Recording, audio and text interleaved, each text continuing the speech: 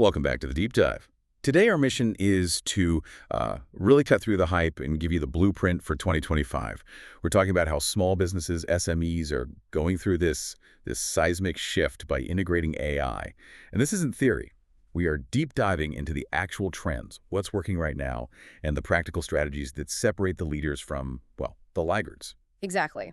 We've gone through a huge stack of market reports, strategic docs, and the big takeaway is pretty clear.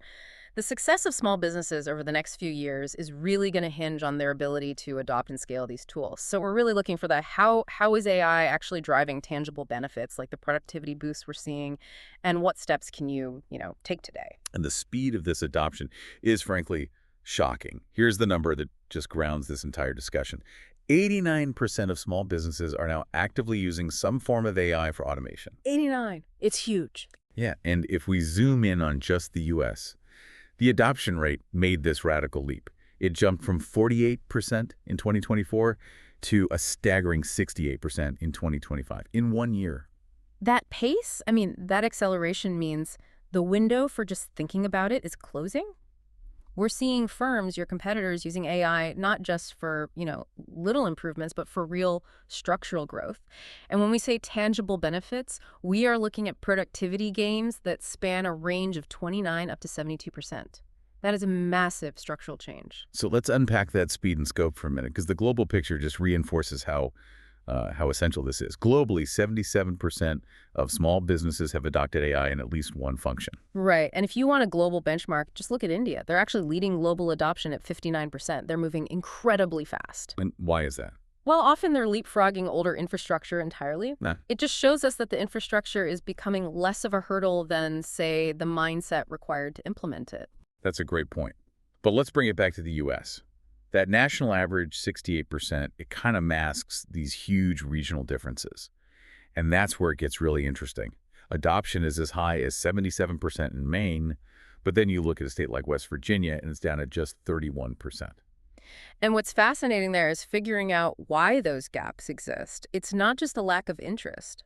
These differences, they correlate really highly with things like infrastructure and access to capital. The high adoption states, they often have better broadband, more regional training programs, easier access to seed funding for tech. The low adoption states face a much steeper curve. It really turns technology adoption into a resource battle for them. And it's not just the larger SMEs driving this. I was really surprised to see how accessible these tools are for the smallest players. I'm talking about micro businesses, 1 to 4 employees. Even there, adoption has climbed from about 4.6% to 5.8% just since 2023, which I know doesn't sound like a huge jump, but the implication is enormous. It is. It confirms that the low-cost barriers are dissolving. You don't need a team of data scientists anymore. And this connects to the bigger picture. This aggregate efficiency across millions of small businesses is projected to add, something like $15.7 trillion to the global economy by 2030. Wow. It's a democratization of competitive power that was, previously just for Fortune 500 companies. Okay, so that brings us to the most practical question of all. Where is the ROI? We know the numbers are massive, but where do you, as a business owner, actually see the difference on your balance sheet? The first and maybe the most obvious win is productivity. That's what's driving that 72% gain. And this isn't about making tasks a little bit faster. It's about automating entire chains of repetitive low-value work, things like scheduling social media posts or basic data entry. And when you automate that stuff, the cost savings must be immediate. Oh, absolutely measurable. The sources cite a 40 to 60% reduction in labor expenses tied to those routine tasks. And that translates directly to small businesses, saving between, say, $500 and $2,000 a month. That's real money. Exactly. That's cash flow you can immediately reinvest. But here's the critical insight. AI adoption is just as much about revenue growth as it is about cost cutting. Personalized marketing, better product recommendations, all fueled by AI analysis. That's driving revenue growth up by 20%. That's a serious top-line boost. But my question is, does that cost reduction, that 40 to 60% number, does that just mean job elimination? That's the classic fear with automation. It's a completely valid question, and the data gives us this really surprising answer. We're calling it the workforce paradox. While efficiency skyrockets, 82% of firms that adopt AI actually expand their workforce. They hire more people. Yes. The mechanism is simple.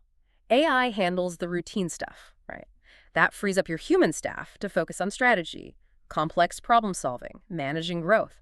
And that growth, in turn, requires new hires for higher value roles. That makes perfect sense. Yeah, The efficiency lets you scale, and that creates new roles instead of just eliminating old ones. right. Okay, what about customer retention? How does AI help you lock in your customer base?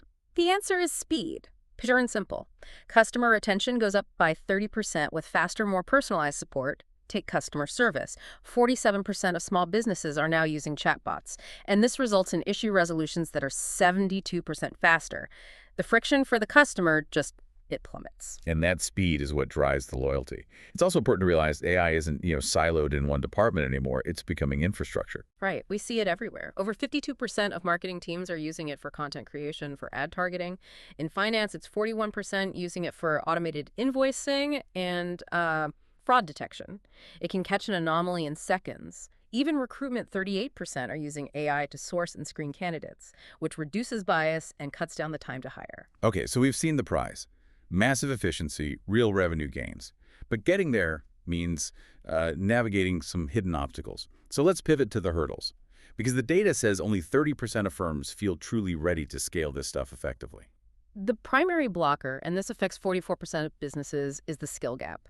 And it's not just about hiring a coder, it's about upskilling the people you already have. For instance, our sources point out that 20% of finance teams, just finance, will need about 60% upskilling in the next few years to really manage AI-driven tools. 60% upskilling.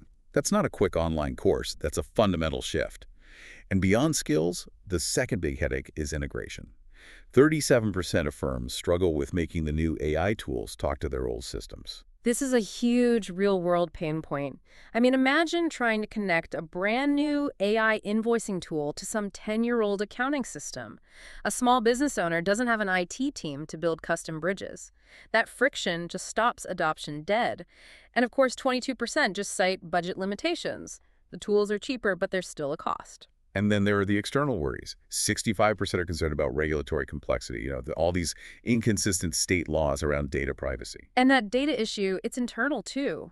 51% report setbacks because of poor data governance, inaccurate data, privacy risks. It's garbage in, garbage out. You can't run sophisticated AI on junk data. The good news, though, is that solutions are popping up specifically to counter these hurdles.